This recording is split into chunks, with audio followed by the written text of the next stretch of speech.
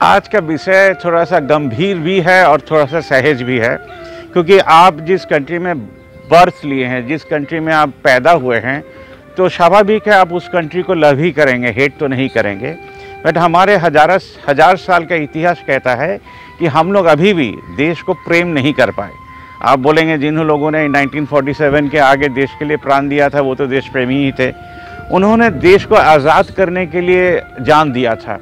But 1947 के बाद हम लोग क्या उनका सम्मान को रखा कर पाए? वो लोग जो सपना देखे थे, उनके सपने के धारा को पकड़कर हम क्या अच्छा देश बना पाए? मेरा हिंदी उतना अच्छा नहीं है, हम बंगला अच्छा बोल सकते हैं, but I will try my best to give you my thought process, ताकि आप सोच सकें। 1000 साल का सबसे पहला क्वेश्चन ये था, आप आर्मी में चले जाते हैं नौकरी करने के लिए, आप व्यवसाय करने चले जाते हैं, आप किसी कॉरपोरेट के अंडर में नौकरी करने के लिए चले जाते हैं, बट आपके घर के पास में जो बुजुर्ग रहते हैं, जो स्टूडेंट रहता है, जिसको शायद नौकरी नहीं मिलेगा, उसके लिए क्या हमारा देश का कोई थॉट प्रोसेस है? The first answer is no. हमारे देश में ऐसा कोई थॉट प्रोसेस ही नहीं है, हमारे देश में ऐसा कोई सोच ही नहीं है। हमारे देश में मंदिर है जहाँ जाके आप पूजा देते हैं, पूजा देते टाइम ज़रूर बोलते होंगे मेरे लड़के लड़की का शादी ठीक तरह हो जाए, उनको नौकरी मिल जाए। आपको पेंशन कौन देगा? सोचिए, आप ऐसा काम करते हैं जिसके बावजूद आप 30 साल नौकरी करने के बाद आपको पेंशन नहीं मिलता है, तो 4 साल के बाद इन लोगों को कहाँ से पेंशन मिलेगा अग्निवीर को? हम ये क्वेश्चन सभी को पूछ रहे हैं, सब टीवी चैनल को पूछ रहे हैं, सब इंडिविजुअल इंडियंस को पूछ रहे हैं। जिन बीजेपी ने 2004 साल में गवर्नमेंट का ही पेंशन उठा दिया हो, गवर्नमेंट के एम्प्लॉयज़ का पेंशन उठा दिया हो, तो लोग अग्निवीर को कहाँ से पेंशन देंगे?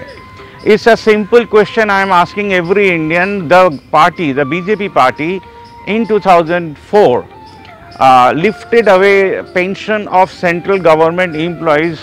How can they be paying pension to Agniveer? एक चीज़ ध्यान रखिएगा, अभी रशिया यूक्रेन का वार चल रहा है, कल चाइना ताइवान का वार शुरू होगा। अनरिटन वार पूरा दुनिया में चल रहा है, तेल का प्राइस लेकर डॉलर का प्राइस बढ़ रहा है और बीजेपी गवर्नमेंट हर चीज़ का दाम बढ़ा दिए हैं। वार, इकोनॉमिक वार हरदम देश के गवर्नमेंट के साथ देश का जनता का चलता रहा, क्योंकि देश का जनता, क्या हमारे देश के कोई भी नेशनल पार्टी, अननेशनल पार्टी, कुछ भी हो, आज तक जनता के लिए काम नहीं किए। ये लोग सिर्फ बोलते रहे कि हम लोग बोलते रहेंगे एज एन ऑपोजिशन। सोचिए, सुबह से उठकर आपके हाथ में कोई काम नहीं है, आप सिर्फ बोलते रहेंगे हमारे देश के गवर्नमेंट के अगेंस्ट में, but you will not do anything for the people. Democracy का सबसे पहला मीनिंग ये था फॉर द पीपल, बट हमारे देश का कोई भी पार्टी फॉर द पीपल काम नहीं करता। तो हम हमारे इस संदेश के माध्यम से हम हर एक आर्मी मैन को बोल रहे हैं, वो आदमी लोगों को बोल रहे हैं जो लोग अभी रिटायर हैं, वो लोगों को बोल रहे हैं जिनका नौकरी नहीं है, और 33 करोड़ जो यूथ हैं उनका एक्चुअल काम क्या है? सबको नौकरी कहीं भी नहीं मिलेगा। अभी इंडिया में 33 करोड़ नौकरी है ही नहीं। वो लोग 2 करोड़ प्रॉमिस देकर तो आ गए थे, 15 लाख आपके अकाउंट में भेज देंगे, उसके हिसाब से 11 लाख आपको दे भी देंगे आपको खटवा कर, क्योंकि आपको बॉर्डर में जाके मरना है, क्योंकि आज नहीं तो कल पाकिस्तान के साथ फिर से एक सुडो वार शुरू होगा। 2 इलेक्टेड गवर्नमेंट कभी एट वार रह ही नहीं सकता। तो वार भी एक भद्दा मजाक है हमारे देश में, इसको भी देशद्रोहिता कहते हैं, क्योंकि गरीब घर का लड़का ही मरता है। अगर वार में ऊपर लेवल के आदमी मरते तो वार कब का ठप हो गया होता। हम एग्जाम्पल भी दे दे रहे हैं। सोचिए, कल पाकिस्तान से कोई क्रॉस करके इंडिया में आया, गोली खाकर मर गया, तो वेरी नेक्स्ट डे पाकिस्तान के जितने भी टॉप 3 लोग होंगे और इंडिया के 3 टॉप लोग खड़े होकर कोई भी ग्राउंड में एक दूसरे को शूट कर देंगे। फिर सोचिए, 1 महीने बाद 4 आदमी उधर से क्रॉस करके इधर आया, उसके बाद वाले दिन फिर से पहले 3 लोग मरे थे, फिर 4 आदमी उधर के और 4 आदमी इंडिया के खड़े होके और टॉप लेवल वाले शूट करके एक दूसरे को मार देंगे, तब जाके ये वार बंद होगा। डिफेंस का जो बजट है हमारे देश में या पाकिस्तान में भी सबसे बड़ा बजट है। अगर यही पैसा फार्मिंग के पीछे खर्चा होता तो 30 रुपये का आलू आज 5 रुपया होता। अगर उसको बेचने के लिए हमारे देश के सब अनएम्प्लॉयड आदमी लोगों को लगा दिया जाता, अगर वो 10 या 15 रुपये में बेच रहे होते, तो उनका एक जन का इनकम 20,000 होता। हमारे देश में मिडिल मैन को हर चीज़ के लिए दोष दिया जाता, तो मिडिल मैन क्या करेंगे? अगर आपका देश का सिस्टम में फार्मर लोग ही एक नहीं हो पाए, अगर फार्मर लोग एक हो तो पाते तो वो सीधा बाज़ार में चीज़ लेकर पहुंचते। बाज़ार में कौन लेकर पहुंचता? उनके लड़के लड़कियां पहुंचते।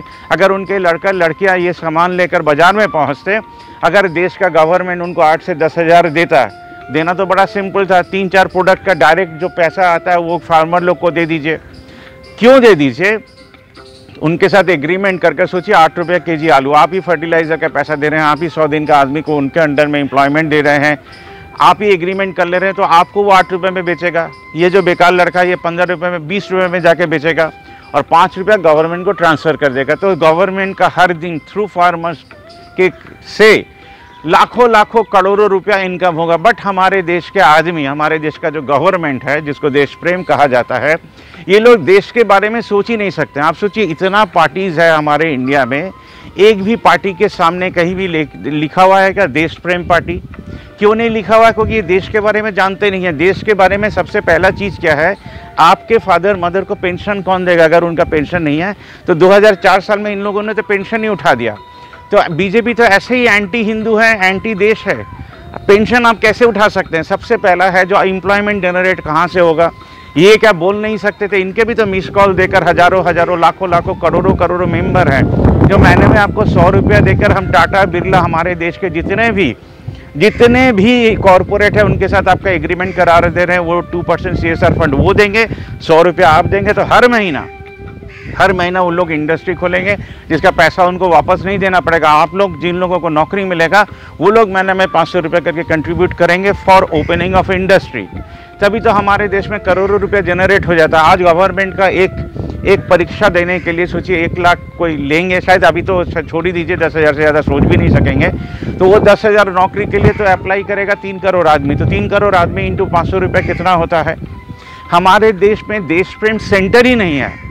माइंड मत कीजिएगा सूबेदार वीर सिंह चौहान जी, हम आपको भी एड्रेस कर रहे हैं कि हम लोग कहाँ से सोचना शुरू करें एज ए सिटीज़न।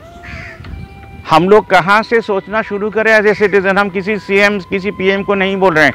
कोई नया पार्टी अगर सामने आता है, उनके जितने भी एक्स आर्मी जवान हैं अगर देश के लिए सोच रहे होंगे, तो पंजाब में तो आप ही का लैंड लेने के लिए लैंड माफिया काम कर रहा है। तो एक्स आर्मी मैन क्या ये भी कोई टीम बना पाए कि उसको रोक सकें? एक्स आर्मी मैन लोग क्या रास्ते में झंडा गाड़ के बोल सकेंगे, उसके ऊपर एक लेबल लगाकर A3 का अगर शीट लगाएं कि किसी को भी पेंशन चाहिए होगा तो हम लोगों को कांटेक्ट कीजिए। आप लोगों को क्या 300 रुपया या 500 रुपया देकर कोई फंड बना पाइएगा ताकि कल हमने जो रिपोर्ट किया है दिल्ली के बारे में, हस्तिनापुर के बारे में, उनके पास आप लोग खड़ा हो सकें? हम मानुष जुन्नों को बोल रहे हैं। हमारे देश में अभी 3-4 आइडिया है जिसके ऊपर काम किया जा रहा है। अभी ये एकदम इनिशियल स्टेज में। हम इसलिए देश प्रेम लेकर बोल रहे हैं कि जैसे ट्रेन को जला देना ये एंटी देश प्रेम है, ये तो समझ में आता है। जो लोग सोल्जर बनने जाएंगे वो क्या कोई ट्रेन जला सकते हैं? ये तो उल्टा होना चाहिए था। आज जो भी आर्मी में जाना चाह रहे हैं काम करने के लिए, जिनके फादर मदर ने हजारों खर्चा किया होगा, वो लोग कैसे देश प्रेम दिखाएंगे नौकरी जाने के पहले? ट्रेन जलाना तो कोई काम नहीं है, ये कोई काम ही नहीं है, ये तो एंटी देश प्रेम है। तो आप कौन सा काम करके अभी दिखा सकेंगे जो आपके अंदर देश प्रेम है? तो हो सकता है आप एक देश प्रेम सेंटर खोलिए जहाँ पर आप लोग फंडिंग करके आपके फादर मदर को पेंशन दीजिए, या हर घर को आपके पाड़ा को सोलर बनाइए ताकि उनका पैसा बचे। उनका जो सोलर का बिल आता होगा 1000 रुपये, उसको 40% डिस्काउंट देके 600 रुपये आप लोग लेकर आप लोग देश प्रेम दिखाना शुरू कीजिए।